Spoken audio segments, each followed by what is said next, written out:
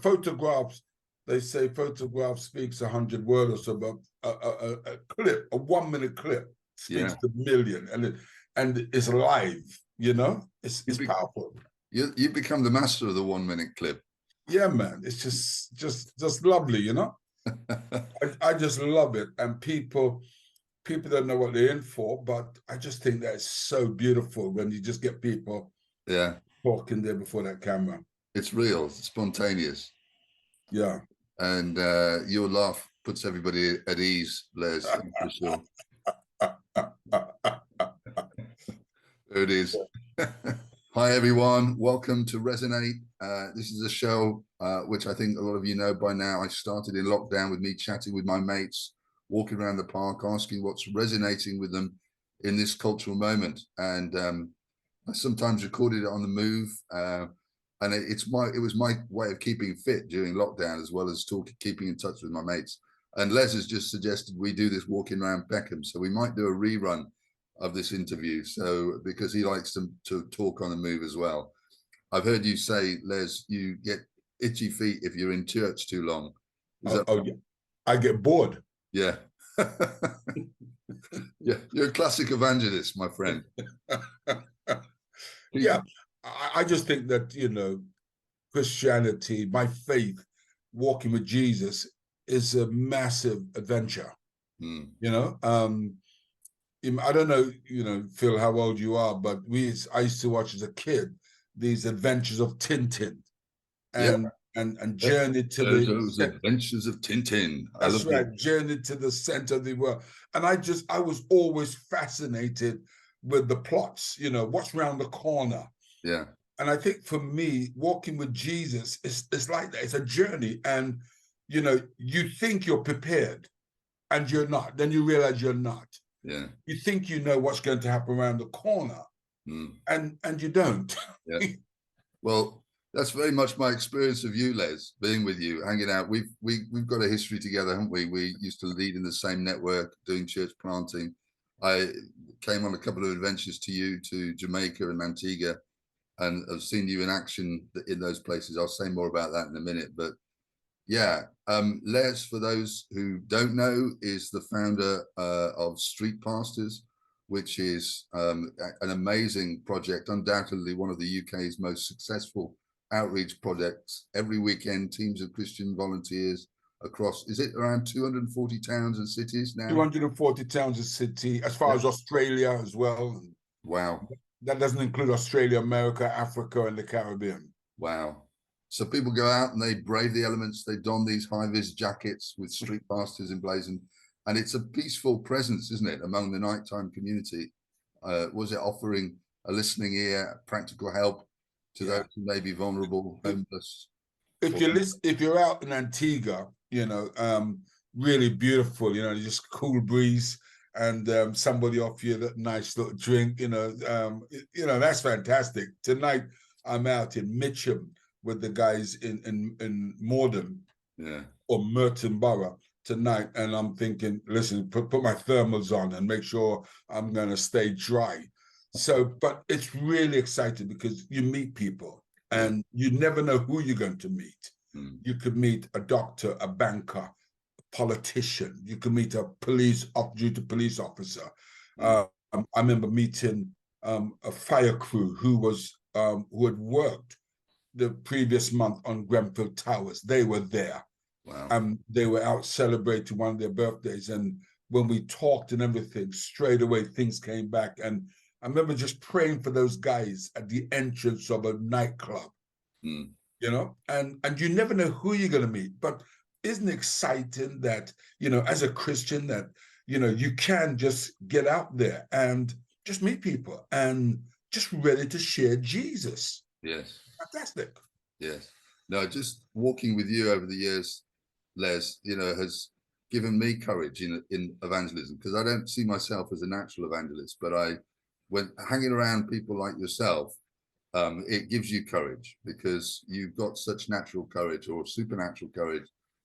You go into any situation.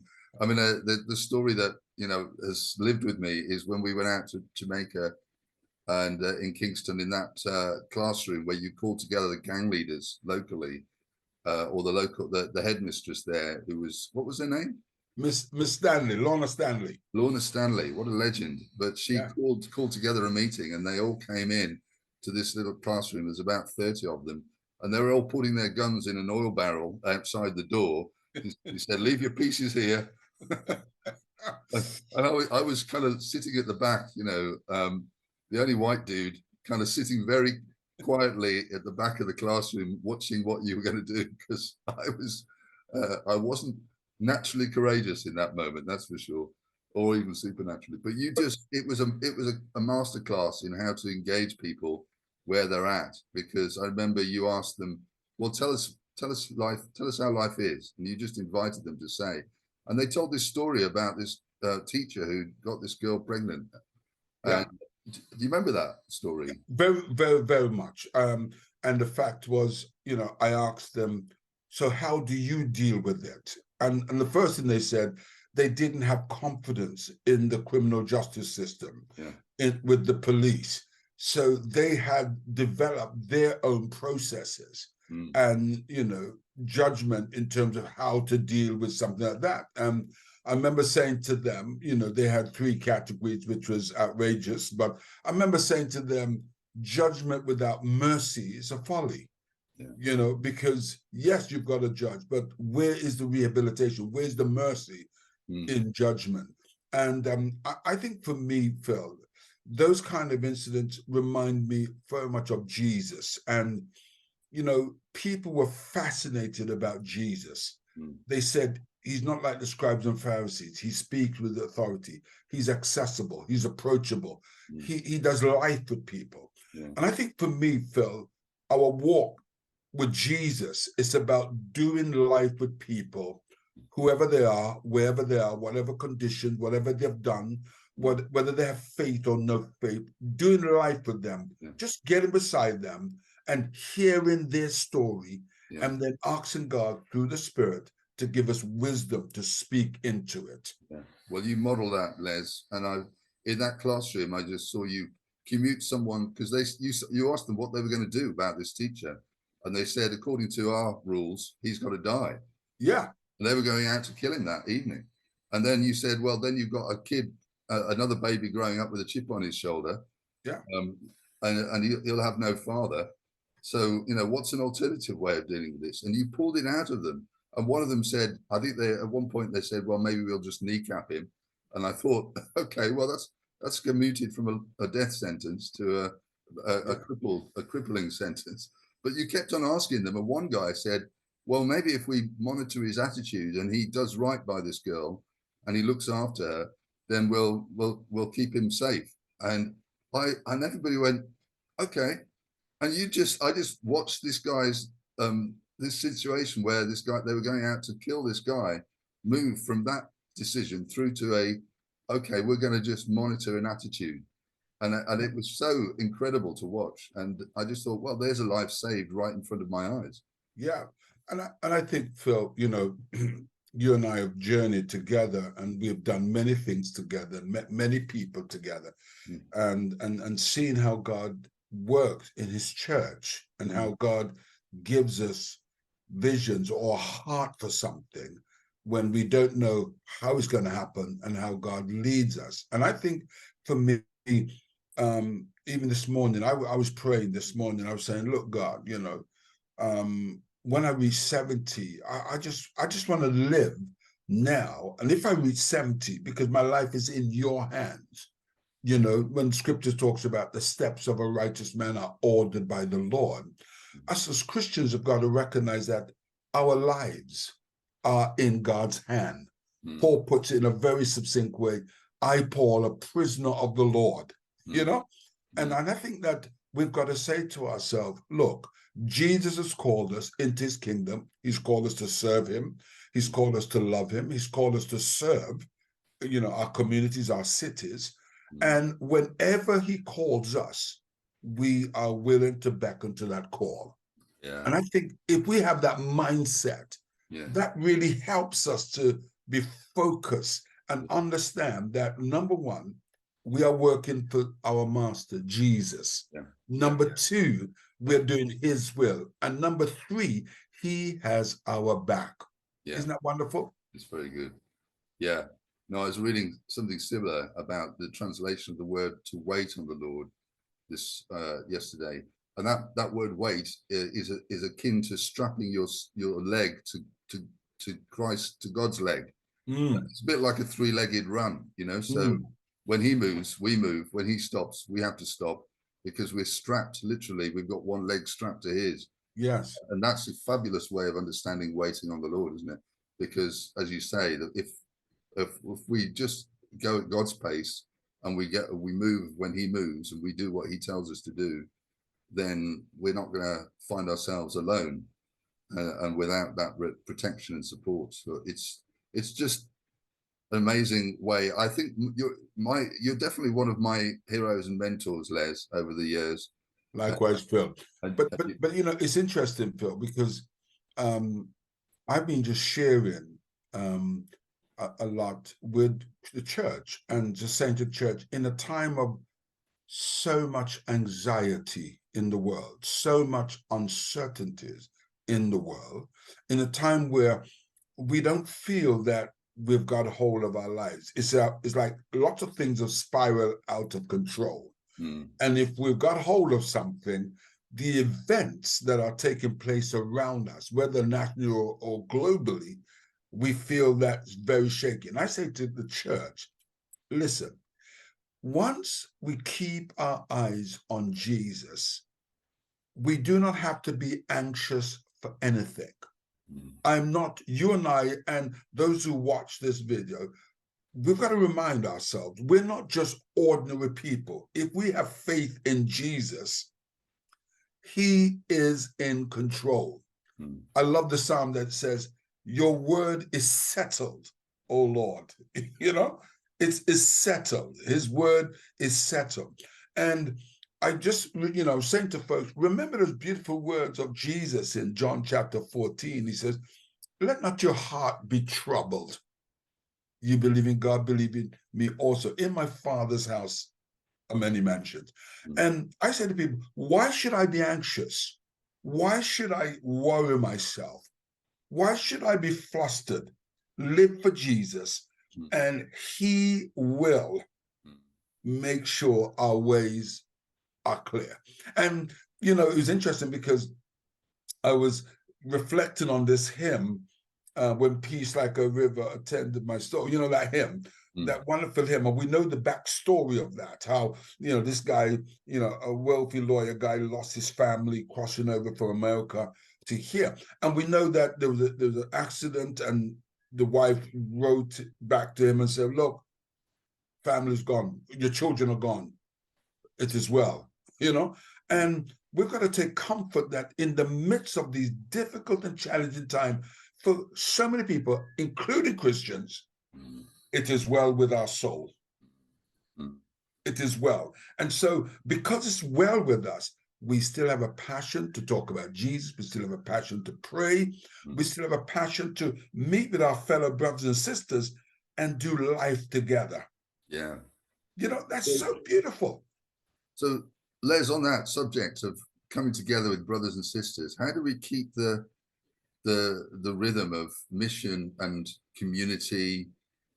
This is the challenge that most church leaders that probably will be listening to this are grappling with. How do we do church in a way that keeps the adventure of following Jesus out into the community in rhythm with gathering together? What's resonating for you in that? What do you see God doing?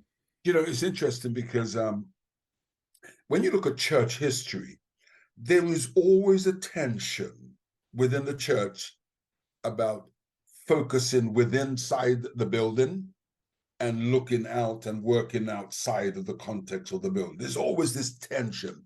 A few weeks ago, I was with about 800 Salvationists at their leadership conference in Harrogate.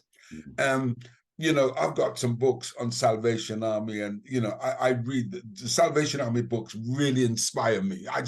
I wish I could go, but if there was a portal, like I had a chance to go back, I'd want to go back and just hang out with William and Catherine Booth and those guys, right? They're definitely your tribe. That's Yeah, yeah, they're definitely my tribe because, you know, I mean, I just love the fact that those guys were marching and people were throwing all kinds of things at them. And then these very same people were throwing things at them, were getting converted, and they're going, taking up an instrument and going marching. Now, we've got to say to the church, bring the church back, and pastors and leaders, let's, you know, bring the church back, help the church to see, hey, this is the birthright of the church.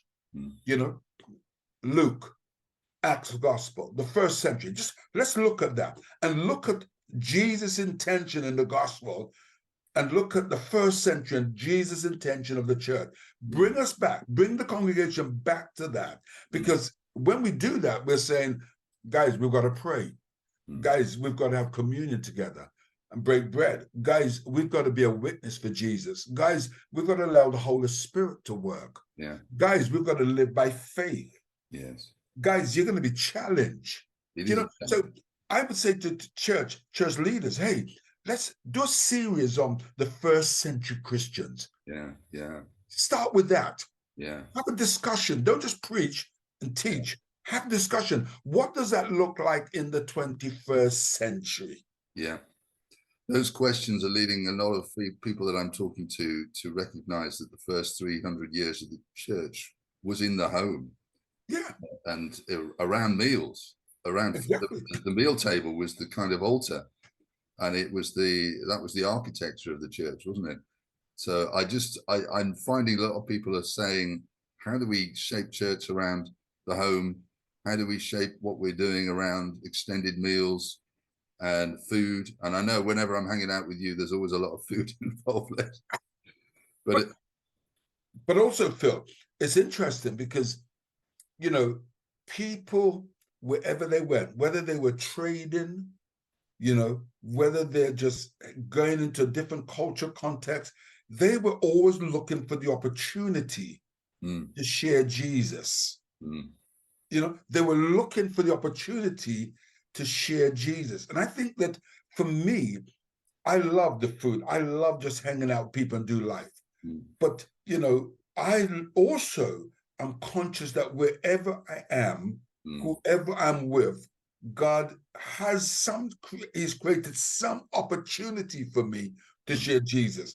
Yes. I was sharing with some guys, you know, Louise and I traveled together, you know, over the last 10 years, we've been traveling together. And we just trying to be conscious of, you know, of everything. So we minimize our traveling, but we travel together. And when I go on a plane, now I can't sit down for 10 hours. Okay, that would be boring. Okay, so I get up and someone will say to Liz, where's Les?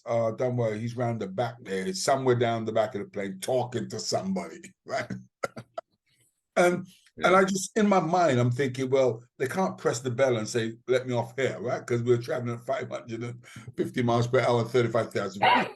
So you go to the back and you meet the airline staff. Hey guys, how are you? Where are you up to? Where are you coming from? How long are you gonna be here? And you know, and we just strike up a wonderful conversation about what people do. And invariably they say to me, oh, are you going on holiday? Is this a business trip?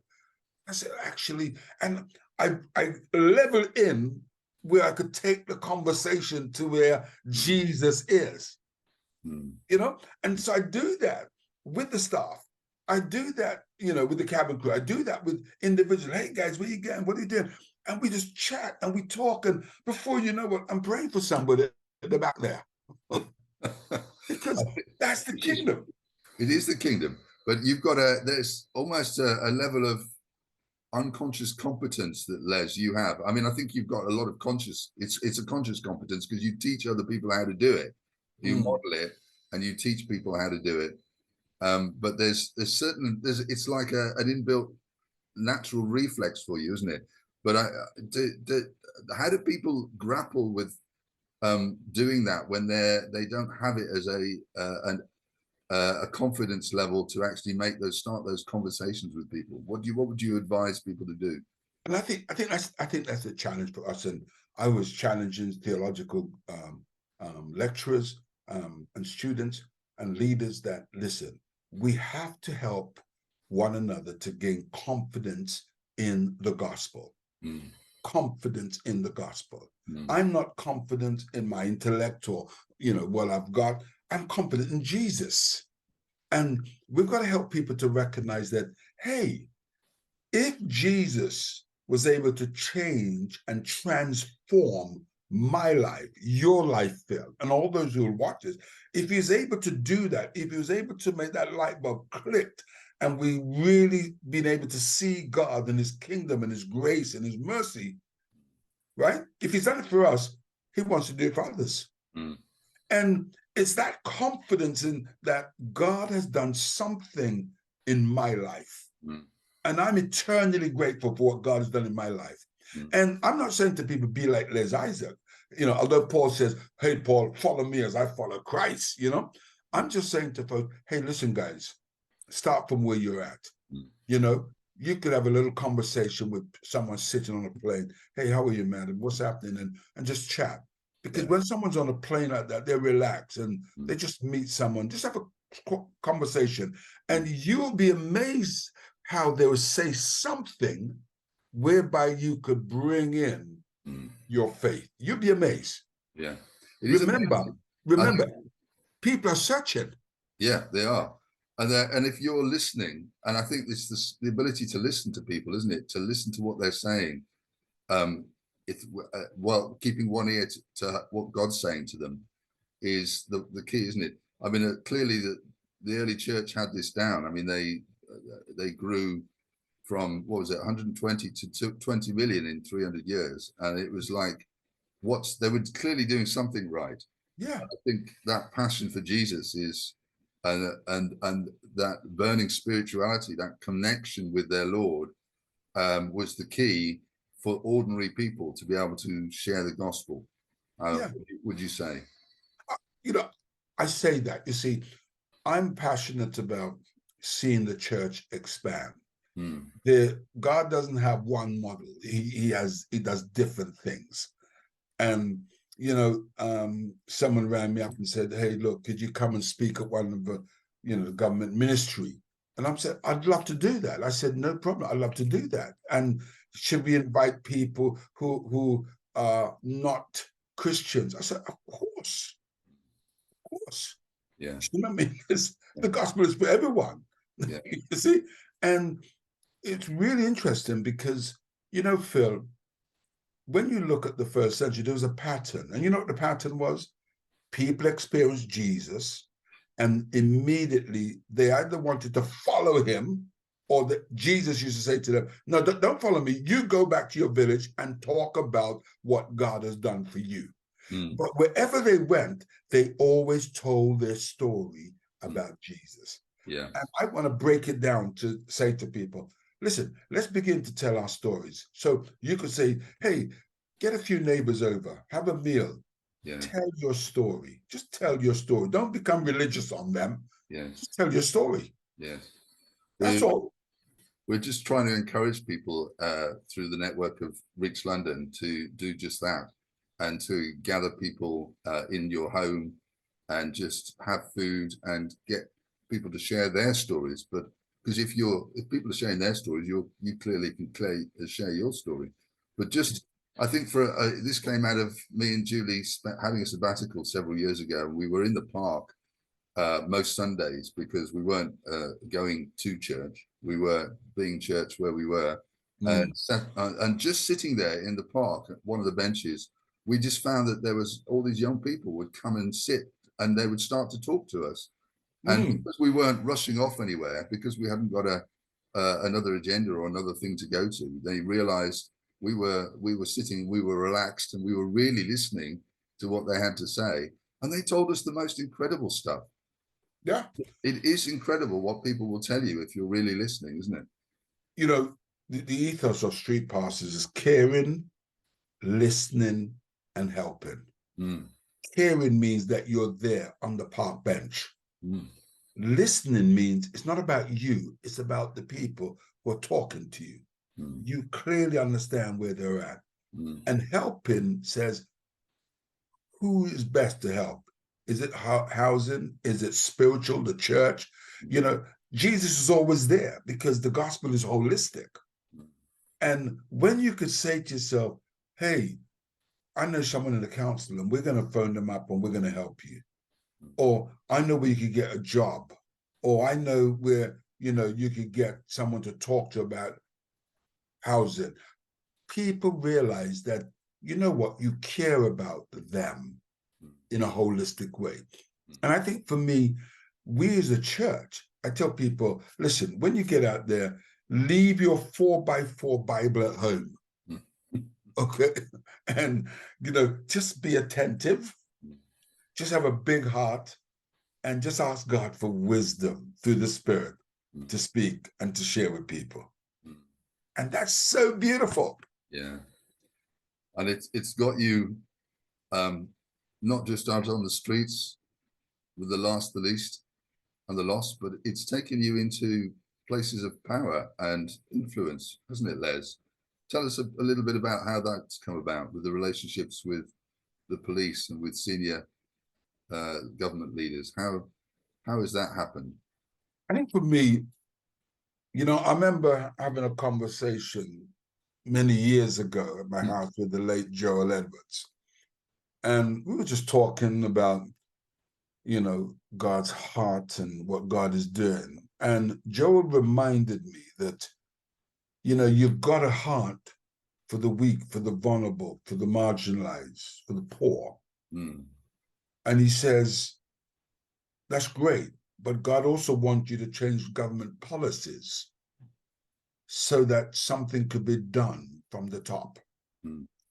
And over the years, as I've sought to really engage with people. So, I remember one day I was invited to speak in Manchester Council, and all the mayors and leader of councils, Salford, Trafford, all these guys came together. And I went up there and, it's one of those moments where, Phil, I was saying, what do I speak to those guys on? What do I say to them? And, I couldn't, sometimes you just flow with a sermon. You think, yeah, God's given me a word. And there are times you think, God, I don't know what's going on. And I was in that breakfast meeting in the town hall in Manchester City. And all of a sudden, God gave me 4 words. And I wrote those 4 words on a napkin. And I spoke for 15 minutes on those 4 words. And it was interesting, very interesting. So all kind of people, MPs and, all kind of people, political people there and everything, business people. 2 days later, I got an email to say, could you come and speak at the private residence of the Speaker's home, house in Parliament? And I said to myself, God, this is how God works. You have a heart for the poor. God will make you meet all kinds of people. And God doesn't make you meet these people because of kudos and all these things. He makes you meet these people because he gives you a word to give to them. Come on. Yeah. We might be the voice, but he's the word, isn't he? He is, and that's, I've had many conversations with people about, my speech, my preach at the breakfast meeting. And for me, I say to people, wherever I go, whoever I'm with, I've got to talk about Jesus and I've got to seek God's Spirit. It's not about being clever with words. It's about what is God saying prophetically? What is God saying? And we've got to believe as speakers, as preachers, we've got to believe that whenever we stand up to declare something, we've got to believe 100%.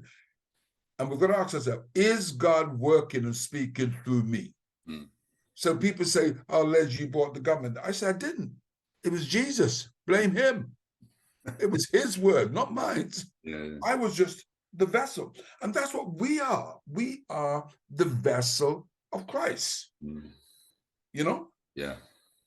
I just, for our listeners, in case they don't know, but Les, you were the speaker at the National Prayer Breakfast, where you challenged people about integrity in life and in service and in public service in particular, which led to the resignation, or he cited you directly as being the reason that he resigned, which which minister was it? Sadi Javid, Mr. Javid. Mr. Javid cited the breakfast and your speech as really convicting him of the need to make a resignation, which led to a domino effect, which actually led to Boris resigning. So that was the steps that took place there. But it's these little influences, these little words that we lead to something more, don't they? And I think that's the challenge, is we don't know where things are going to go. Sure. And our role is just to be listening and delivering the one word that God gives us. I think you're a master class in that, Les. So yeah. So what would you say to I mean, one of the things that we're wrestling with folk in terms of this cultural moment, in terms of what's going on in our culture and in the way people hear things, we're trying to work out how do we make the gospel accessible to people. As leaders, what would you say to people to what's going on in our culture today that you think we really begin to get in on in relation to the good news? You know, it's really interesting. I say to people all the time, the gospel never changes, but our methodology changes all the time. Mm-hmm. Now, people talk about the internet, social media, and people say, I hate it, I hate it. I say, I love it. I love social media, because social media, instead of speaking to 10 or 100 people or 1,000 people, you can speak to millions. And instead of speaking to those people just in the United Kingdom, you're speaking to them globally. Globally. Yeah. So I think that we have got to, number one, use technology. Yeah. Number two, we've got to look at how people are hearing things, subcultures, whether it's spoken word, poetry, whether it's music, whether it's the arts. You know, we've got to look for different rhythms, different outlets that would help communicate the gospel. And I just love the fact that there's so much skills, gifts, and talent and ministry within the church that would help us to reimagine how we communicate the gospel. Yeah. There's something in people's psyche that thinks, you know, you've got to preach the gospel, so you've got to get out there and telling people how bad they are. Give me a break, I say to people. That doesn't sound like good news. Yeah, it's about good news. It's about, you know, that, you know, I relish the idea of just getting out on the streets of our city centers. I was in Birmingham with some young people, we were about 40 young people, and we were on New Street. And I said to them, just observe, first of all, just observe the people, observe the Christians who are out here doing things. Now, there's some good things happening. There's some Christian guys doing Christian apologetics, and there were some other guys just preaching away at people, hellfire and brimstone. And I said, look at the interaction. Look at who's getting the audience. Look at who's stopping. And so I said to them, hey, guys, listen, okay, listen, we've just come out of a pandemic and people are still feeling all kinds of things. Let's make people happy. People want hope. So I said, we're going to put some music on and we're just going to dance. And I'm going to just tell people, hey, I'm going to speak on happiness, what it means to be happy, what it means to be joyful, what it means to be loved. That's why I just picked up those 3 words. And it was really interesting. We started to dance, and all of a sudden you saw this Indian family with lady with sari, and she was dancing away. You saw this guys, you know, coming out, and the geezers as well. You know, everyone was just dancing away. You started a rave in Birmingham New Street. In Birmingham New Street. And all of a sudden, I saw these young people engaging, praying for people, talking to people. It was absolutely superb. Yeah. It's so, what I'm hearing is that you managed to set the tone and the atmosphere before you communicated the message. And in fact, the tone was the message to begin with. Is that right?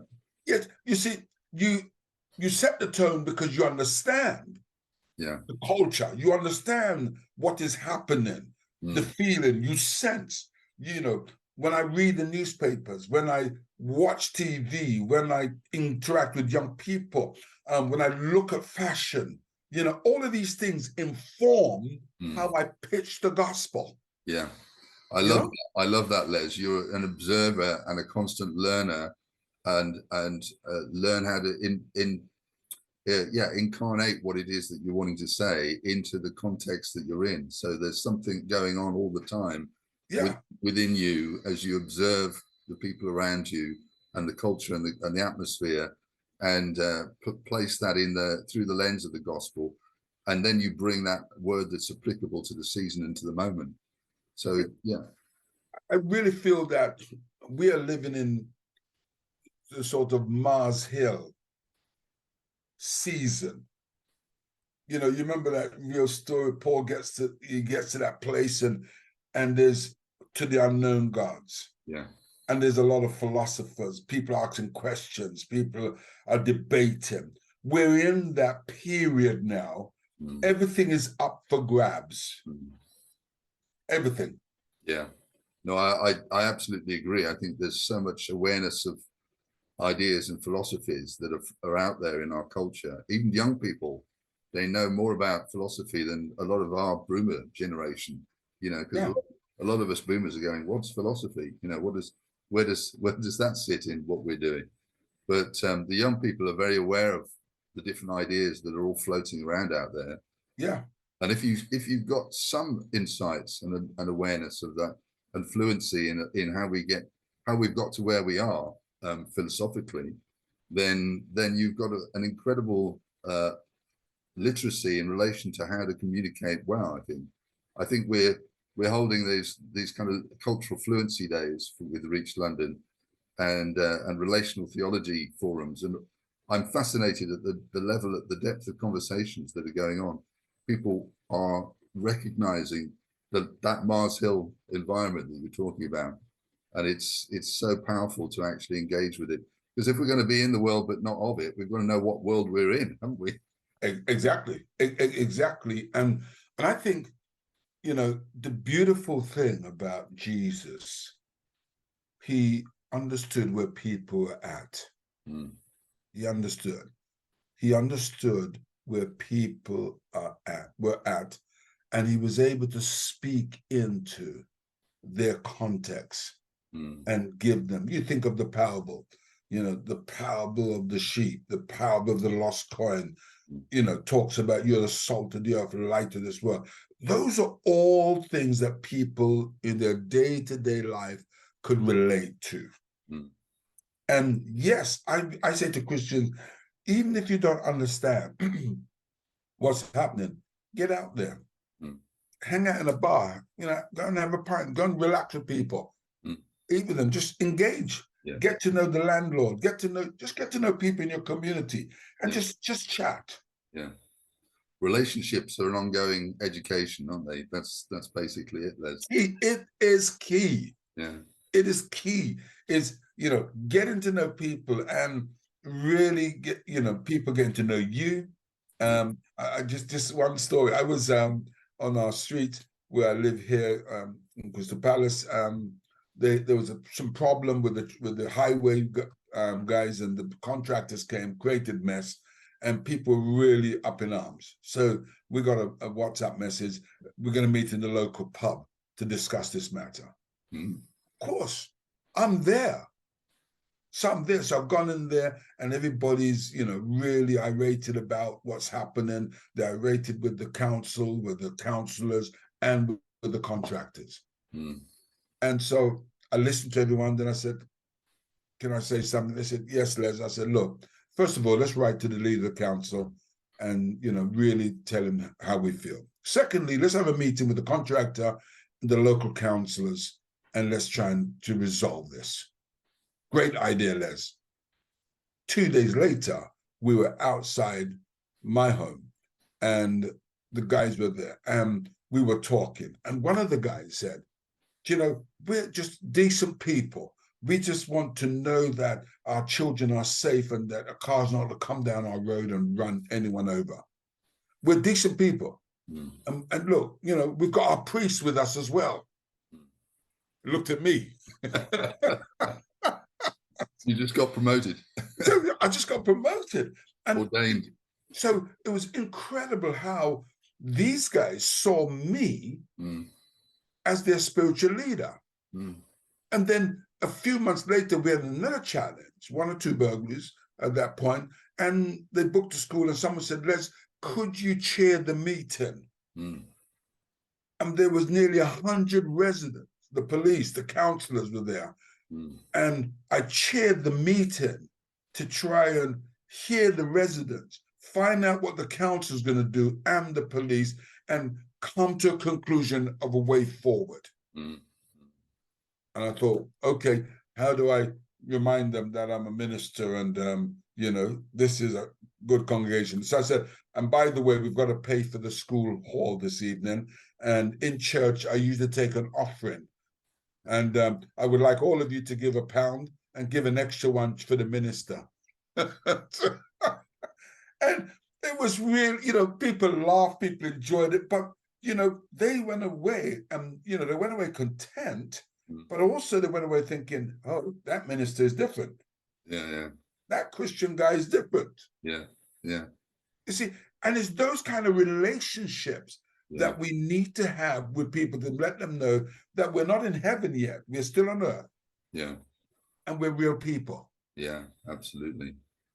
No, I think just building the relationships that we've enjoyed in our little community around the park here in Myottsfields has been such an eye-opener to me. And some of the invitations that I've had to do things for people have just been the most humbling opportunities to be present in people's darkest moments and most challenging times, you know, and people that wouldn't go darken the door of a church have asked me to lead services of memorial for their lost children, and it's been so moving to be able to be just present for those people in those times.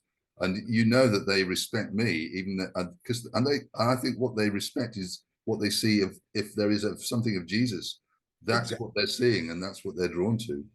And I think if we're able to just be available and present in those moments, then doors open, don't they, for us to communicate to communities, to whole family networks. Yeah, it's amazing. We were invited. I love that wonderful scripture that says, "It's Christ in me, the hope, of glory." It keeps it real. Yeah. Well, maybe Les, that's a natural landing point for us. I do want to thank you so much for talking to me and to being interviewed, to share with our Resonate Watch viewers, listeners. I'm not sure who listens and who views, but it goes out there, like you say, and you don't know where it goes. Yeah. But we're trusting that your testimony, it will be a constant blessing. It's a constant inspiration to so many, Les, and we keep praying for you and praying that as you see street pastors continue to multiply and your influence continue to shake governments and begin to challenge people in office, that we'll see that the gospel flourish and prosper in this country and in this city. Amen. So Amen. You are a trailblazer and a help as such a leader and inspiration in that. Amen. Thank you very much, Phil. Oh, bless you, my friend. We'll speak soon, yeah? Yes. Let's do this walking around Peckham next time.